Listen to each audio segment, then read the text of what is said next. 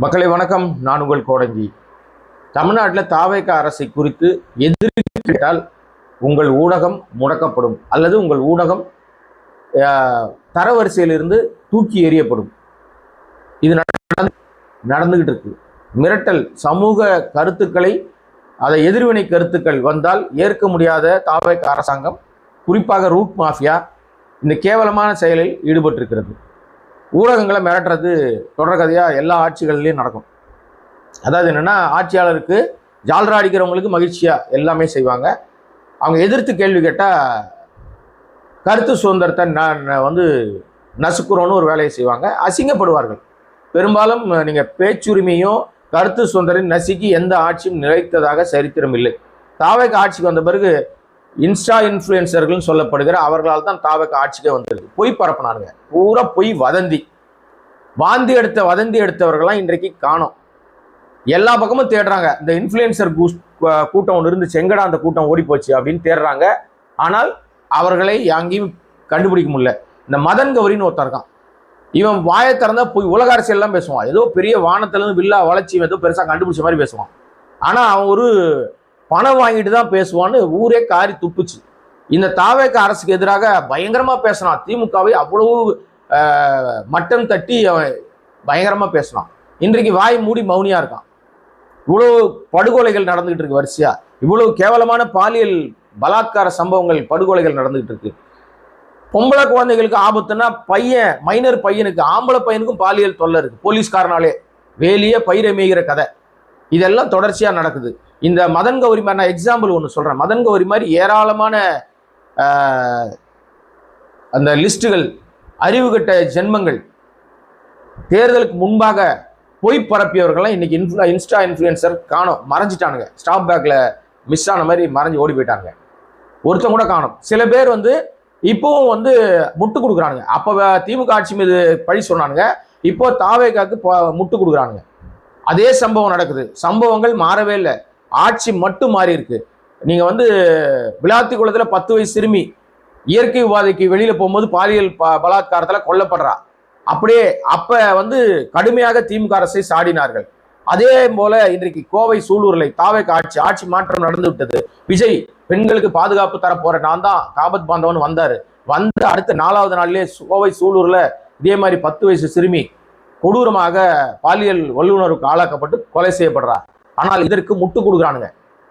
அதே கும்பல், Insta influencer கும்பல் இதற்கு முட்டு கொடுக்குது. அன்றைக்கு கடுமையாக பேசியவர்கள் முட்டு கொடுக்குறான். ஏன்னா காசு வாங்கிட்டு பேசுறானுங்க. முட்டு கொடுக்குறான் என்ன செய்வான்? காசு வாங்கிட்டு தானே பேசுவான், உண்மை பேச மாட்டான். இப்போ நாம தொடர்ச்சியாக நீங்க நம்முடைய சேனலை ஃபாலோ பண்ற எல்லாருக்கும் தெரியும், நான் டே 1லேருந்து அவர் ஆட்சி அதிகாரத்துக்கு வருவதற்கு முன்பாக விஜய் லட்சணம் இதுதான் சொன்னேன். இன்றைக்கும் விஜயனுடைய லட்சணம் இதுதான். மாறவே இல்லை. விஜய் அப்படியே தான் இருக்கிறார். மாற்றம் என்று உங்களை எல்லாம் ஏமாற்றி இருக்கிறார். மாற்றம் அல்ல, ஏமாற்றம்னு சொல்லிட்டு இருக்கோம். நாம் எதற்காகவும் யாருக்காகவும் அடிபணிந்து போவதில்லை. ஆனா இந்த இன்ஃப்ளூயன்சர்களுடைய நோக்கம் என்னன்னா, இப்போ ஏன் முட்டு கொடுக்குறானுங்கன்னா, பூரா அசிங்கமாயிருச்சு, அவமானமாயிருச்சு. நீங்க அஜித்குமார் கொலையில சிஎம் சார் நேரில் போக முடியாதா சார், சாரிமான போன்ல தான் கேட்பீங்களான்னு கேட்கும்போது அவரை முட்டு கொடுத்தார்கள் பல பேர். இன்றைக்கு இருக்கிற கல்வி அமைச்சர் ராஜ்மோகன் உட்பட பலரும் எங்க விஜய் அண்ணா போன்ல பேசுறவர்ல நேரில் போறவர் அப்படின்னு முட்டு கொடுத்தார். இன்றைக்கு நம்ம கோவை சூலூர் அந்த பெண் படுகொலை, அங்க போன்ல பேசுறார், ஆறுதல் சொல்றார். அப்ப என்ன சார், காட்சி மாறவே இல்லை, ஆட்சி மட்டுமே மாறி இருக்கிறது. சொன்னா உங்களை இப்ப நாங்க என்ன சொல்லி கூப்பிடுறது? தற்குறின்னு சொன்னா உங்களுக்கு கோவம் வருது, அறிவில்லாதவன் சொன்னா இன்னும் கோவம் வருது, மங்குனின்னு சொன்னாலும் கோவம் வருது. ஆனா அப்படித்தானே நடக்குது. அதே ஆட்சி, அதே சம்பவங்கள் நடக்குது. ஆட்சி மட்டும் மாறி இருக்கு. முதலமைச்சர் மாறிட்டாரு, அப்ப ஸ்டாலின், இப்ப விஜய். ஆனா சம்பவங்கள்லாம் ஒன்னாதான் நடக்குது. அப்ப நீங்க என்ன மாற்றத்தை கொண்டு வந்துட்டீங்க? என்ன பெருசா புதுசா? பாலாறும் தேனாரும் தமிழ்நாட்டில் ஓடுது, ரத்த ஆறு தான் ஓடுது. இந்த கல்யாண வீட்டுக்கு போனவன வெட்டியிருக்காங்க, 8 பேரை வெட்டியிருக்காங்க. ரோட்ல நடந்து போனவனுக்கு வெட்டுறானுங்க. வீடு பூந்து அப்பாவை பொண்ணு கண்ணு முன்னாடி வெட்டி சாகடிக்கிறாங்க திருவாரூர்ல. இன்னொரு விஷயம், இந்த தாவேக அரசுக்கு ஆதரவாக பேசியவர்கள்ல மெயின் ஸ்ட்ரீம் சேனல்ல மிக முக்கியமான சேனல் எது அப்படின்னு சொன்னா புதிய தலைமுறை. நான் பேரோடே சொல்றேன், புதிய தலைமுறை. இந்த புதிய தலைமுறை விஜயனுடைய நீலாங்கரை வீட்டினுடைய கதவு இருக்குல்ல, இந்த கதவு மட்டுமே கிட்டத்தட்ட 1 மணிலேருந்து 2 மணி வரைக்கும் ஓப்பன் பண்ணாத கதவை மட்டும் நேரலை காட்டிய பெருமை மிக்க சேனல் புதிய தலைமுறை. ஏன்னா தோ வந்து விட்டார், ரட்சகர் கிளம்பி விட்டார், கார் வருகிறது கார் வருகிறதுன்னு லைவ்ல காமிச்சிட்டே இருந்தாங்க பிரச்சார நேரத்தில். இவ்வளவு மோசமா நீங்க ஊடகங்கள் நடந்து கூடாதுன்னு நாம் உட்பட பல பேரும் கடுமையாக கண்டித்தோம். எல்லாரும் நம்ம நண்பர்கள் தான் வேலை செய்யறாங்க அங்க. நிறைய நேரங்களில் அவர்களுக்கு சொந்தமான சில சேனல்களில் நான் வந்து டிபேட் கூட போய் பேச போயிருக்கேன். அது வேறு. நாம தவறு எங்க இருந்தாலும் தப்புன்னு நீங்க இப்படி ஜாலரா அடிக்காதீங்க அப்படின்னு சொல்லி அந்த ஊடகம் எதிராக நம்ம நிறைய பேசணும். இன்றைக்கு அந்த ஊடகம் என்ன பண்ணுச்சுன்னா, சமீபத்தில் டெல்லிக்கு போனார் விஜய். முதல் முறையாக வெற்றி பெற்ற பிறகு ஒரு முதல்வர் மரபுவோடு சேர்ந்து அவர் ஒரு மரியாதை பயணமாக பிரதமரை சந்திக்க டெல்லிக்கு போறார். போனவர் எல்லா மாநில முதல்வர்களும் டெல்லிக்கு போனாங்கன்னா மீடியாவை மீட் பண்ணுவாங்க, நாம் என்ன கோரிக்கை வைத்தோம் பிரதமர்கிட்டன்னு சொல்லுவாங்க. இதெல்லாம் மரபு. இது வந்து காலங்காலமாக நடைமுறையில் இருக்கிற விஷயம். ஆனால் விஜய் பத்திரிகையாளர்களை பார்த்தாலே பயப்படுவார். அவர்கள் கேள்விகளை எதிர்கொள்ள துப்பில்ல, தைரியம் இல்லாத ஒரு முதல்வர், ஒரு கோழை முதல்வர். இன்னொரு விஷயம், அவர் பதவியை ஆட்டம் கண்டுகிட்டு இருக்கு. எப்ப யாவான் புடுங்குவான் எந்த பக்கத்தாலும் தெரியாத லெவல் இருக்கு. ஆனால் அதனால் அவர் பத்திரிகையாளரை சந்திக்கல, மரபை மீறி விட்டார். பத்திரிகையாளர்கள் தமிழ்ல தான் கேள்வி கேட்கறாங்க, இங்கிலீஷோ ஹிந்தியிலோ கேள்வி கேட்கல. லாங்குவேஜ் தெரியலன்னு சொல்லிட்டு தப்பிச்சிடலாம். தமிழ்ல தான் கேட்கறாங்க. சார் ஏன் சார் பிஎம் பார்க்க போனீங்க, பார்த்து என்ன சார் சொன்னீங்கன்னு கேட்கறாங்க. தமிழில் பேசுவதற்கு கூட பயந்து கையெடுத்து கும்பிட்டு விட்டு ஓடி போய் காரில் ஏறியவர் தான் விஜய். இதை இந்த ஊடகம் புதிய தொலைக்காட்சி புதிய தலைமுறை தொலைக்காட்சி என்ன பண்றாங்கன்னா, ஒரு செய்தியாக வெளியிடுறாங்க. ஏற்கனவே ஜெயலலிதா எப்படி எல்லாம் பேசினாங்க, கருணாநிதி என்னெல்லாம் பேசினாரு, ஸ்டாலின் என்ன பேசினார், முதல்வராக டெல்லிக்கு போனப்ப எடப்பாடி என்ன பேசினார்னு ஒரு பெரிய செய்தி தொகுப்பை வெளியிடுறாங்க. பெரிய விவாதமாக மாறுது. வெளியிட்ட சில மணி நேரங்களிலேயே புதிய தலைமுறை தொலைக்காட்சி ஊடகங்கள்ல பார்க்க முடியல. சேனல்ல பிரைம் ரேட்ல இருந்தது வந்து அப்படியே அரசு கேபிள்ல எங்கேயோ தூரத்துக்கு தள்ளி போடப்படுகிறது. சிக்னல் சரியா கிடைக்கல, அப்படியே இருட்டடிப்பு செய்யப்படுது. அரசு கேபிள் யார் கட்டுப்பாட்டில் இருக்கு? மாநில அரசு கட்டுப்பாட்டில் இருக்கு. அதற்கு ஒரு தனி கார்பரேஷன், அது ஒரு தலைவர் தனியாக இருப்பார். திட்டமிட்டு இதை இந்த சில மணி நேரங்களில் நீங்க ஒளிபரப்பை தூர வீசுவதற்கு என்ன காரணம்? கடுமையான எதிர்வினை சோசியல் மீடியாலலாம் எல்லாரும் போட்டு புழக்க ஆரம்பிக்கிறாங்க. பின்னணியில வேலை பார்த்துருக்கிறது வேற யாருமே இல்லை. இந்த வளர்ந்து கட்ட ஆரடி நம்ம செல்லமா ஒன்று சொல்லுவோம்ல, இப்ப அமைச்சர் ஆயிட்டார். அந்த ஆதவோட நரித்தனம் தான் இந்த சேனலுடைய தள்ளி போனதுக்கு காரணம். இதுதான் குற்றச்சாட்டாக சொல்லப்படுது. எல்லாரும் பேச ஆரம்பிச்சிட்டாங்க. இது ஊரே போட்டு அடிக்க ஆரம்பிச்சோடனே சிக்கலில் மாட்டிக்கொண்டது தாவேக அரசு. ஏன்னா இதெல்லாம் இந்த மாதிரி இந்த துறையை வந்து இந்த துறையில இந்த ஒரு விஷயம் இருக்குன்னு அந்த துறை அமைச்சருக்கு தெரிய வாய்ப்பே இல்லை.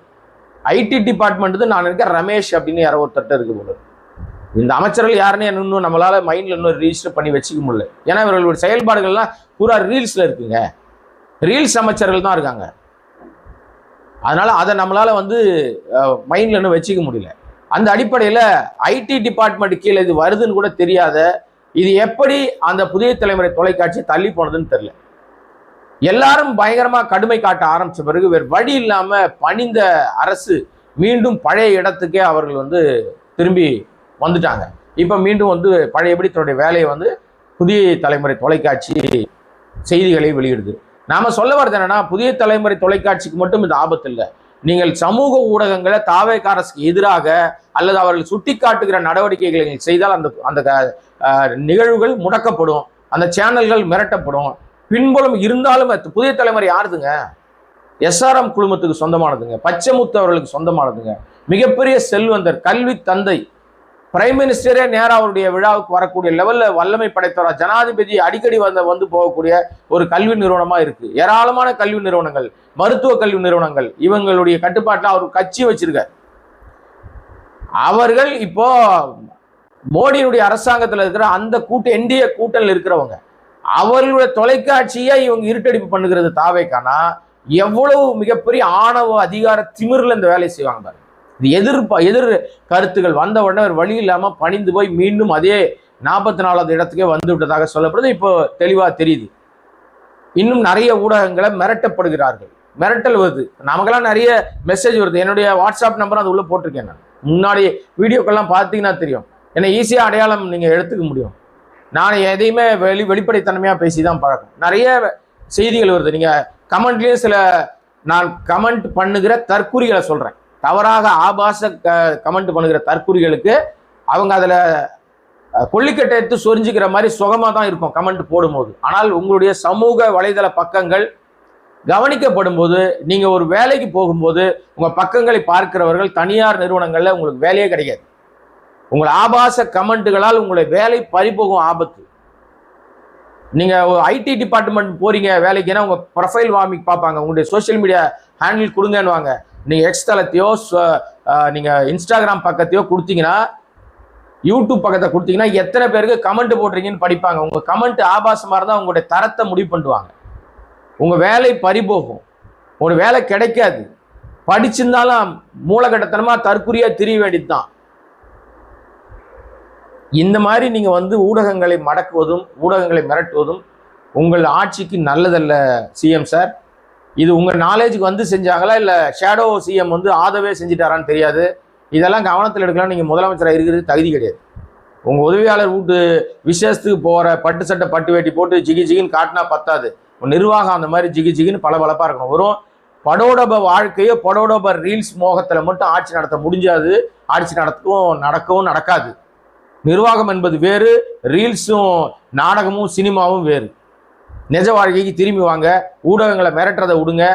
எதிர்வினையோடு கருத்துக்கள், நல்ல கருத்துக்கள் வரும்போது அதை கவனித்து அதை சரிப்படுத்த வேண்டியதுதான் ஒரு ஆட்சியாளர் கடமை.